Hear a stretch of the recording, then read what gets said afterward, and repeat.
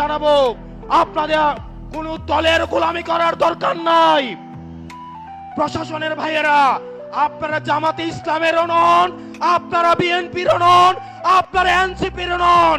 আপনাদের জবাবদিহিতা বাংলাদেশের জনগণের কাছে। আজকে যদি আপনারা ভোট চুরি করে, লাইলাতুল ইলেকশন করে, রাতের ভোট দিনের ভোট রাতে করে, জনগণের ভোট চুরি করে আপনারা নির্দিষ্ট কোন দলকে ক্ষমতায় নিয়ে যান, আপনাদের সন্তানদের কাছে আপনারা দায়বদ্ধ থাকবেন। সুখী সমৃদ্ধ এবং উন্নতি করতে হলে আপনাদের প্রয়োজন রয়েছে।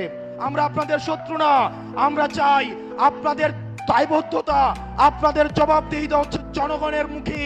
আপনারা কোন দলমুখী না হয়ে আপনারা জনগণমুখী হন, জনগণ আপনাদের নিরাপত্তা দিবে ইনশাআল্লাহ।